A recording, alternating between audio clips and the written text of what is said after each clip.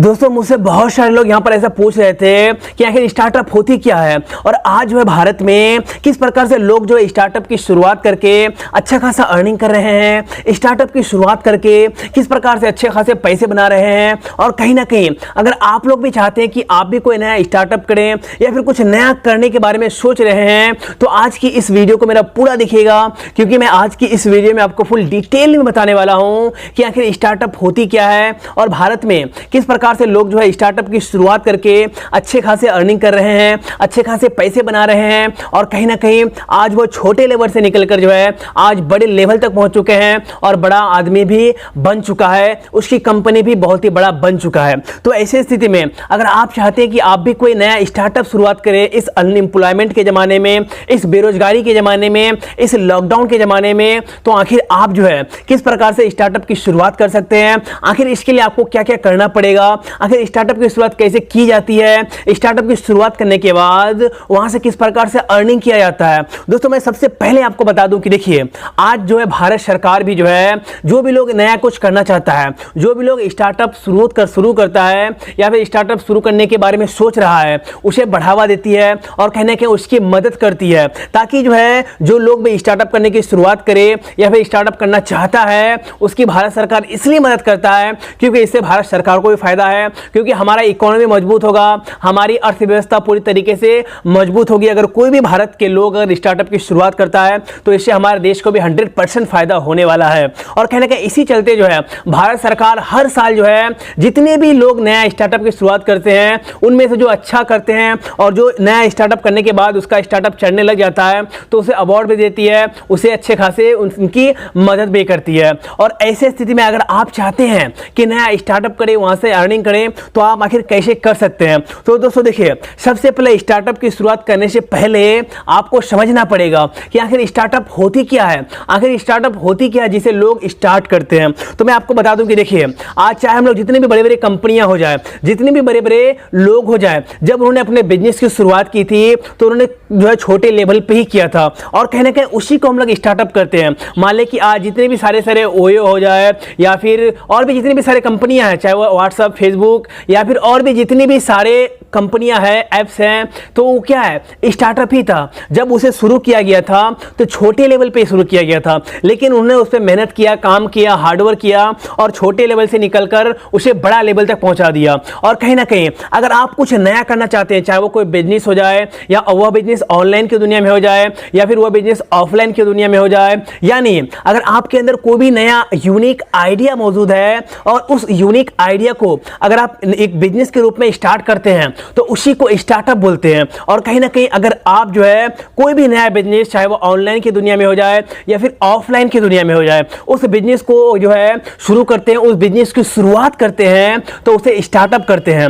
और कहीं ना कहीं भारत सरकार जो है आज स्टार्टअप का बहुत ही साथ दे रहा है, उसे बढ़ावा दे रहा है, क्योंकि इससे हमें भी फायदा है, हमारे देश को भी फायदा है। तो ऐसे स्थिति में आप लोग तो समझ गए कि आखिर स्टार्टअप किसे कहते हैं। अब यहां पर बहुत सारे लोगों का सवाल यह हो सकता है कि आखिर हम लोग स्टार्टअप की शुरुआत करें तो करें कैसे। तो दोस्तों देखिए जैसे कि हम सबको पता कि आज जो है भारत में बहुत ही ज्यादा अनएम्प्लॉयमेंट बढ़ रही है, बेरोजगारी बढ़ने के कारण हर कोई चाहता है कि वो कुछ नया करे और कुछ नया करके अच्छे खासे पैसे कमाए, अच्छे खासे अर्निंग करे, अपने फैमिली की और अपने तमाम जरूरतों को पूरा करे। और ऐसे स्थिति में ऐसा माना जाता है कि हमारे देश के जो लोग हैं पूरी तरीके से यंग लोग हैं और पूरी दुनिया भी यही मानती है कि सबसे ज्यादा जो यंग युवा लोग रहते हैं वो इंडिया में रहते हैं और हमारे देश युवा शक्ति का देश कहलाता है। और ऐसे स्थिति में जब हमारे देश युवा शक्ति का देश है तो हमारे देश के लोगों के, युवाओं के अंदर जो है कुछ ना कुछ यूनिक करने का आइडिया तो होता ही है और कहीं ना कहीं आपके अंदर भी यूनिक और अलग हटके करने का आइडिया मौजूद जरूर होगा।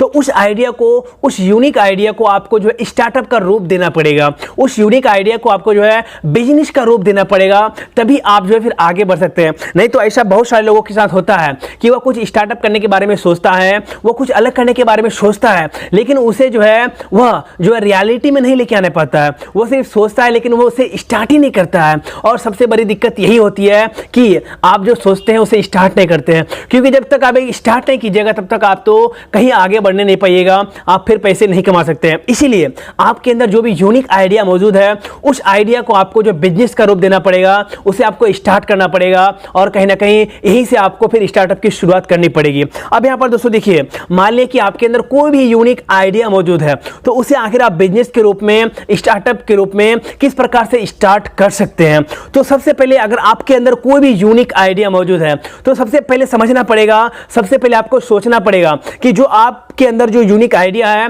अगर उसे आप स्टार्ट करते हैं तो क्या वह चलेगी या फिर नहीं चलेगी। आप अगर मान लें कि कोई बिजनेस स्टार्ट, आपके दिमाग में कोई नया बिजनेस करने का आइडिया मौजूद है और आप जो है उसे स्टार्टअप का रूप देना चाहते हैं, उसे स्टार्ट करना चाहते हैं, तो सबसे पहले आपको समझना पड़ेगा कि आप जो बिजनेस स्टार्ट करना चाहते हैं उसका मार्केट स्ट्रेटजी क्या है। आप जो करना चाहते हैं क्या मार्केट में वो चलेगी, क्या कस्टमर आपके पास आएंगे, क्या जो आप स्टार्ट करना चाहते हैं उसे छोटे लेवल पे स्टार्ट करके बड़े लेवल तक ले जा सकते हैं। तो सबसे पहले आपको जो है मार्केट का स्ट्रेटजी पता करना पड़ेगा कि आखिर उस प्रोडक्ट का, उस कंपनी का या फिर जो आप स्टार्ट करना चाहते हैं उसका क्या डिमांड है। जब आप यहां पर रिसर्च थोड़ा कर लीजिएगा, क्योंकि दोस्तों मैं आपको बता दूं, चाहे आप कोई भी नया बिजनेस स्टार्ट करें, कोई भी स्टार्टअप करें, सबसे पहले आपको रिसर्च की जरूरत पड़ती है। क्योंकि अगर आप बिना सोचे समझे, बिना रिसर्च किए अगर कोई भी नया बिजनेस स्टार्ट कर दीजिएगा, वहां पर अच्छा खासा इन्वेस्ट कर दीजिएगा, तो फिर आपको बाद में बहुत ही ज्यादा दिक्कतों का सामना करना पड़ सकता है, फिर आपको लॉस भी हो सकती है बाद में। तो ऐसे स्थिति में सबसे पहले आप जो रिसर्च कीजिए,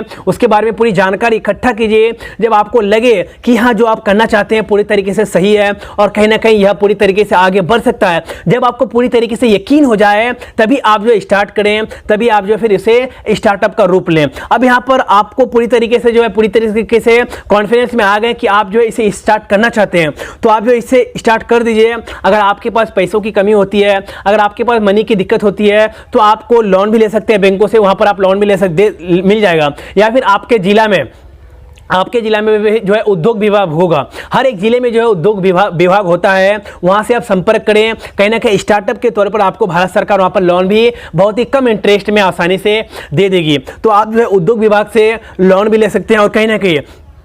फिर आप जो है स्टार्टअप की शुरुआत कर सकते हैं। और स्टार्टअप की शुरुआत करने के बाद जो है अब यहाँ पर सबसे मेन जो दिक्कत होती है कि आपने तो स्टार्ट कर दिया लेकिन उसे आप आगे कैसे बढ़ाएं, उसे आप जो है पूरे मार्केट में कैसे फैलाएं। तो इसके लिए आपको यहाँ पर थोड़ी मेहनत करनी पड़ेगी, हार्डवर्क करनी पड़ेगी, क्योंकि बिना मेहनत का, बिना हार्डवर्क का ना तो कोई आज आगे बढ़ पाया है और ना ही कोई भी जिंदगी में कभी आगे बढ़ पाएगा। तो इसीलिए आपको जो है यहाँ पर थोड़ी हार्डवर्क करनी है, मेहनत करनी है। और अगर आप हार्डवर्क करते हैं, मेहनत करते हैं, तो आप जो स्टार्ट किए हैं, जो नया बिजनेस की शुरुआत किए हैं, आप उसे 100% आगे बढ़ा सकते हैं, आप उसे 100% आगे ले जा सकते हैं। और यहां पर मैं एक बात आपको और बताना चाहूंगा कि देखिए, कुछ लोग यहां पर स्टार्टअप तो स्टार्ट कर देते हैं लेकिन उसे जब उसमें सफलता नहीं मिलती है तो वो वहां पर डिमोटिवेट हो जाता है और कहीं ना कहीं डिमोटिवेट होने के बाद जो है वो उसे छोड़ देता है। तो इसलिए मैं आपको एक बात और कहना चाहूंगा कि देखिए, आपको यहां पर डिमोटिवेट नहीं होना है। आप अगर कोई भी नया बिजनेस स्टार्ट करते हैं या फिर कोई भी नया काम स्टार्ट करते हैं